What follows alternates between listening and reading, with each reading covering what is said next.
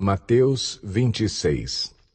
Tendo dito essas coisas, disse Jesus aos seus discípulos: Como vocês sabem, estamos a 2 dias da Páscoa, e o Filho do Homem será entregue para ser crucificado. Naquela ocasião, os chefes dos sacerdotes e os líderes religiosos do povo se reuniram no palácio do sumo sacerdote, cujo nome era Caifás, e juntos planejaram prender Jesus à traição e matá-lo. Mas diziam: não durante a festa, para que não haja tumulto entre o povo. Estando Jesus em Betânia, na casa de Simão, o leproso, aproximou-se dele uma mulher com um frasco de alabastro, contendo um perfume muito caro. Ela o derramou sobre a cabeça de Jesus quando ele se encontrava reclinado à mesa.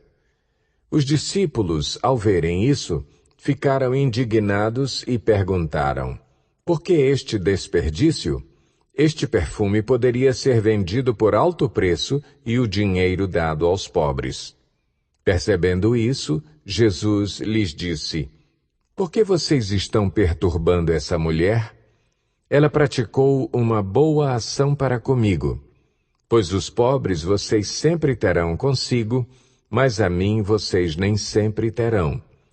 Quando derramou este perfume sobre o meu corpo, ela o fez a fim de me preparar para o sepultamento. Eu lhes asseguro que em qualquer lugar do mundo inteiro, onde este evangelho for anunciado, também o que ela fez será contado em sua memória.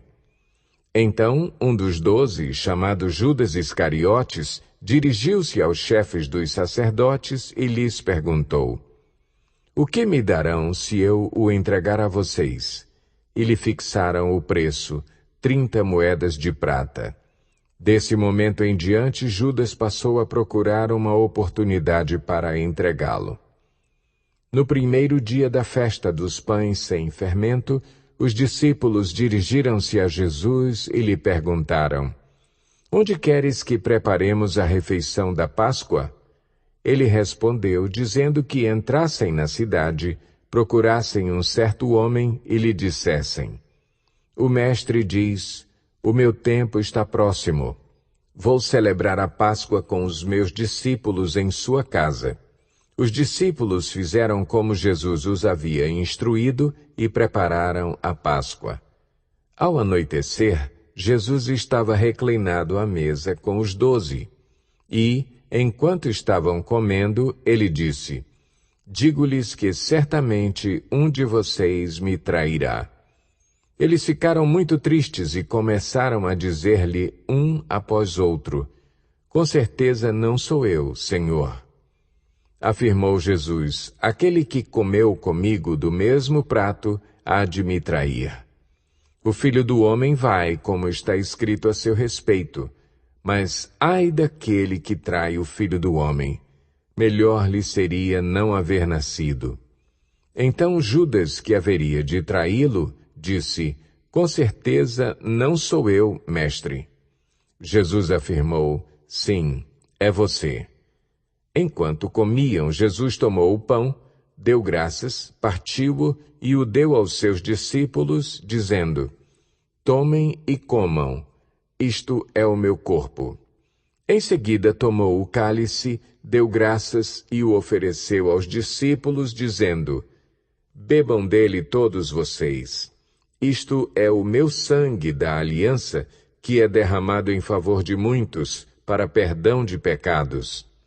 Eu lhes digo que, de agora em diante, não beberei deste fruto da videira, até aquele dia em que beberei o vinho novo com vocês no reino de meu Pai. Depois de terem cantado um hino, saíram para o Monte das Oliveiras. Então Jesus lhes disse: ainda esta noite todos vocês me abandonarão, pois está escrito: ferirei o pastor, e as ovelhas do rebanho serão dispersas. Mas, depois de ressuscitar, irei adiante de vocês para a Galileia. Pedro respondeu: ainda que todos te abandonem, eu nunca te abandonarei. Respondeu Jesus: asseguro-lhe que, ainda esta noite, antes que o galo cante, 3 vezes você me negará. Mas Pedro declarou: mesmo que seja preciso que eu morra contigo, nunca te negarei. E todos os outros discípulos disseram o mesmo. Então Jesus foi com seus discípulos para um lugar chamado Getsêmani e lhes disse: sentem-se aqui enquanto vou ali orar. Levando consigo Pedro e os 2 filhos de Zebedeu, começou a entristecer-se e a angustiar-se. Disse-lhes então: a minha alma está profundamente triste, numa tristeza mortal. Fiquem aqui e vigiem comigo. Indo um pouco mais adiante, prostrou-se com o rosto em terra e orou: meu pai, se for possível, afasta de mim este cálice. Contudo, não seja como eu quero, mas sim como tu queres. Depois voltou aos seus discípulos e os encontrou dormindo. Vocês não puderam vigiar comigo nem por 1 hora? Perguntou ele a Pedro. Vigiem e orem, para que não caiam em tentação. O espírito está pronto, mas a carne é fraca. E retirou-se outra vez para orar. Meu pai, se não for possível afastar de mim este cálice sem que eu o beba, faça-se a tua vontade. Quando voltou, de novo os encontrou dormindo, porque seus olhos estavam pesados. Então os deixou novamente e orou pela 3ª vez, dizendo as mesmas palavras. Depois voltou aos discípulos e lhes disse: vocês ainda dormem e descansam? Chegou a hora. Eis que o Filho do Homem está sendo entregue nas mãos de pecadores. Levantem-se e vamos. Aí vem aquele que me trai. Enquanto ele ainda falava, chegou Judas, um dos 12. Com ele estava uma grande multidão armada de espadas e varas, enviada pelos chefes dos sacerdotes e líderes religiosos do povo. O traidor havia combinado um sinal com eles, dizendo-lhes: aquele a quem eu saudar com um beijo é ele, prendam-no. Dirigindo-se imediatamente a Jesus, Judas disse: salve, mestre, e o beijou. Jesus perguntou: amigo, o que o traz? Então os homens se aproximaram, agarraram Jesus e o prenderam. Um dos que estavam com Jesus, estendendo a mão, puxou a espada e feriu o servo do sumo sacerdote, decepando-lhe a orelha. Disse-lhe Jesus: guarde a espada, pois todos os que empunham a espada, pela espada morrerão. Você acha que eu não posso pedir a meu Pai, e ele não colocaria imediatamente à minha disposição mais de 12 legiões de anjos? Como, então, se cumpririam as Escrituras que dizem que as coisas deveriam acontecer dessa forma? Naquela hora, Jesus disse à multidão: estou eu chefiando alguma rebelião para que vocês venham prender-me com espadas e varas? Todos os dias eu estive ensinando no templo e vocês não me prenderam. Mas tudo isso aconteceu para que se cumprissem as Escrituras dos profetas. Então, todos os discípulos o abandonaram e fugiram. Os que prenderam Jesus o levaram a Caifás, o sumo sacerdote, em cuja casa se haviam reunido os mestres da lei e os líderes religiosos. E Pedro o seguiu de longe até o pátio do sumo sacerdote, entrou e sentou-se com os guardas para ver o que aconteceria. Os chefes dos sacerdotes e todo o sinédrio estavam procurando um depoimento falso contra Jesus para que pudessem condená-lo à morte. Mas nada encontraram, embora se apresentassem muitas falsas testemunhas. Finalmente se apresentaram 2 que declararam: este homem disse: sou capaz de destruir o santuário de Deus e reconstruí-lo em 3 dias. Então o sumo sacerdote levantou-se e disse a Jesus: você não vai responder à acusação que estes lhe fazem?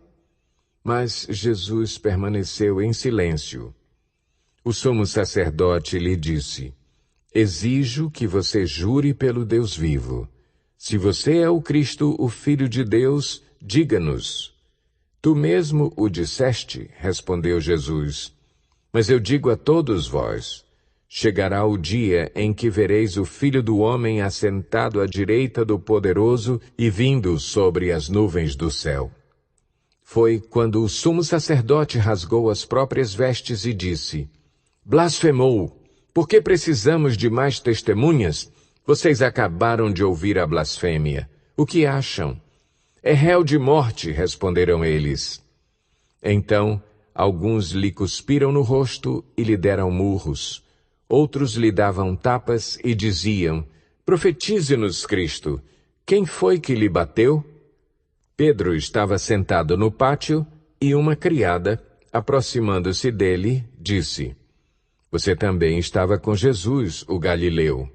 Mas ele o negou diante de todos, dizendo, não sei do que você está falando. Depois saiu em direção à porta, onde outra criada o viu e disse aos que estavam ali, este homem estava com Jesus, o Nazareno. E ele, jurando, o negou outra vez, não conheço esse homem. Pouco tempo depois, os que estavam por ali chegaram a Pedro e disseram, certamente você é um deles, o seu modo de falar o denuncia. Aí ele começou a se amaldiçoar e a jurar, não conheço esse homem. Imediatamente um galo cantou. Então Pedro se lembrou da palavra que Jesus tinha dito, antes que o galo cante, você me negará 3 vezes. E saindo dali, chorou amargamente.